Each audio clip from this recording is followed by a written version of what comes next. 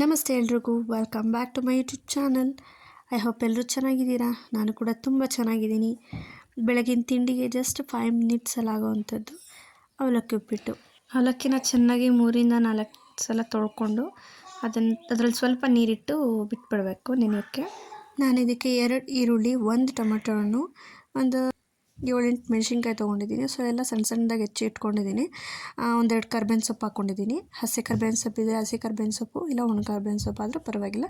ಆಮೇಲೆ 1 ಕಪ್ಪಷ್ಟು ಕಾಯಿ ತುರಿ ತೊಗೊಂಡಿದ್ದೀನಿ. ಫಸ್ಟ್ ಬಾಣಲಿ ಇಟ್ಟು ಎಣ್ಣೆ ಹಾಕಿ ಕಾಯಬೇಕು.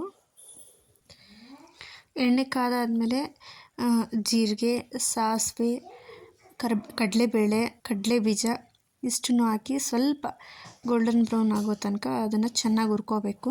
ಸೊ ಇದು ಅಳತೆ ಬಂದುಬಿಟ್ಟು ನಾನು ಮಾಡ್ತಿರೋದು ಜಸ್ಟ್ 3 ಜನಕ್ಕೆ ಇಷ್ಟ ಆಗ್ತಾಯಿದ್ದೀನಿ. ಸೊ ನೀವು ಎಷ್ಟು ಜನಕ್ಕೆ ಮಾಡ್ತಾಯಿದ್ದೀರಾ ಅಂತ ನೋಡಿಕೊಂಡು ಆ ಅಳತೆಗೆ ಹಾಕ್ಕೋಬೋದು, ಎಷ್ಟು ಬೇಕೋ ಅಷ್ಟು. ಸೊ ಸ್ವಲ್ಪ ಕುರ್ಪಿ ನೀರಾಗಿತ್ತು ಅಂದ್ಬಿಟ್ಟು ಒರೆಸ್ಬಿಟ್ಟು ಬಿಸಿ ಮಾಡಿ ಎಣ್ಣೆ ಬಾಣಲಿಗಿಟ್ಟೆ, ಇಲ್ಲಾಂದರೆ ನೀರೆಲ್ಲ ಇದಾದರೆ ಸಿಡಿದ್ಬಿಡುತ್ತೆ ಅಂತ. ಸೊ ಚೆನ್ನಾಗಿ ಫ್ರೈ ಮಾಡ್ಕೋಬೇಕು.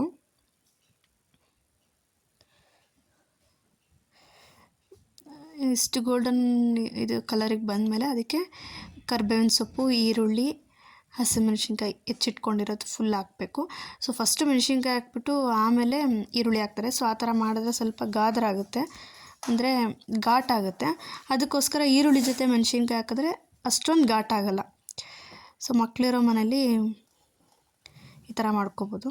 ಮತ್ತು ರುಚಿಗೆ ತಕ್ಕಷ್ಟು ಉಪ್ಪು ಹಾಕ್ಕೋಬೇಕು. ಈಗ ಸ್ವಲ್ಪ ಒಂದು ಟೊಮೊಟೊ ಹೆಚ್ಚಿಟ್ಟಿರೋದನ್ನು ಹಾಕ್ಕೋಬೇಕು. ಇದು ಈರುಳ್ಳಿ ಗೋಲ್ಡನ್ ಕಲರ್ ಬ್ರೌನ್ ಆದಮೇಲೆ ಆಮೇಲೆ ಅವಲಕ್ಕಿ ನೆಂದಿದೆ. ಸೊ ಟೊಮೊಟೊನು ಚೆನ್ನಾಗಿ ಬೆಂದಮೇಲೆ ಅದಕ್ಕೆ ಒಂದು ಚಿಟಿಕೆ ಅರಿಶಿನ ಹಾಕ್ಕೋಬೇಕು. ಅರಿಶಿನ ಹಾಕ್ಕೊಂಡು ಚೆನ್ನಾಗಿ ಕೈ ಆಡಬೇಕು. ಸೊ ಟೊಮೊಟೊ ಸ್ಕಿಪ್ ಮಾಡಿ ಅದಕ್ಕೆ ನಿಂಬೆಹಣ್ಣು ಸಹ ಹಾಕ್ಕೋಬೋದು, ಅದು ಚೆನ್ನಾಗಿರುತ್ತೆ. ಸೊ ಅದೆಲ್ಲ ಚೆನ್ನಾಗಿ ಬೆಂದಾದಮೇಲೆ ಅವಲಕ್ಕಿ ಇರೋದನ್ನು ಫುಲ್ಲು ಹಾಕ್ಕೊಂಡು, ಅಂದರೆ ಎಷ್ಟು ಬೇಕೋ ಅಷ್ಟು ಹಾಕ್ಕೊಂಡು ಅವಲಕ್ಕಿನ ಆವಾಗಲೇ ಉಪ್ಪು ಎಷ್ಟು ಬೇಕೋ ಅಷ್ಟು ಹಾಕ್ಕೋಬೇಕು, ಫುಲ್ ಕಲಿಸ್ಬಾರ್ದು. ಅವಲಕ್ಕಿ ಹಾಕಿದ ತಕ್ಷಣ ಉಪ್ಪು ಎಷ್ಟು ಬೇಕೋ ಅಷ್ಟು ಹಾಕ್ಕೊಂಡು ಆಮೇಲೆ ಕ್ಲೀನಾಗಿ ಆಮೇಲೆ ಕಾಯಿ ತುರಿನೂ ಸಹ ಹಾಕ್ಕೋಬೇಕು. ಈರುಳ್ಳಿ ಜೊತೆ ಬೇಕಾದರೂ ಹಾಕ್ಬೋದು, ಅಂದರೆ ಈರುಳ್ಳಿ ಟೊಮೊಟೊ ಫ್ರೈ ಆಗಿದ್ದಾಗ ಹಾಕ್ಬೋದು. ಹಾಗಿಲ್ಲ ಅಂದರೆ ಅವಲಕ್ಕಿ ಹಾಕ್ತೀವಲ್ಲ, ಸೊ ಹಾಕಬೇಕಾದ್ರೂ ಹಾಕ್ಬೋದು. ಹಾಕ್ಬಿಟ್ಟು ಫುಲ್ ಕ್ಲೀನಾಗಿ ಈ ಥರ ಕಲಿಸ್ಬಿಟ್ಟು ಮೇಲೆ ಕೊತ್ತಂಬರಿ ಸೊಪ್ಪನ್ನ ಸಣ್ಣದಾಗಿ ಹೆಚ್ಚಿರೋದನ್ನು ಹಾಕ್ಕೋಬೇಕು.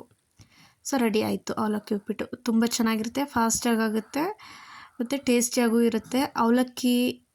ಅವಲಕ್ಕಿಲಿ ತುಂಬ ಬೆನಿಫಿಟ್ಸ್ ಇದೆ. ಸೊ ಆರೋಗ್ಯಕರ ತಿಂಡಿ ಅಂತಲೇ ಹೇಳ್ಬೋದು. ಸೊ ನೀವು ಕೂಡ ಟ್ರೈ ಮಾಡಿ. ಐ ಹೋಪ್ ಈ ವಿಡಿಯೋ ಎಲ್ಲರಿಗೂ ಇಷ್ಟ ಆಗಿದೆ ಅಂತ ಅಂದ್ಕೊತಾ ಇದ್ದೀನಿ. So thank you so much. ಹೇಗಿತ್ತು ಅಂತ ಕಮೆಂಟ್ ಮಾಡಿ. Thank you for watching.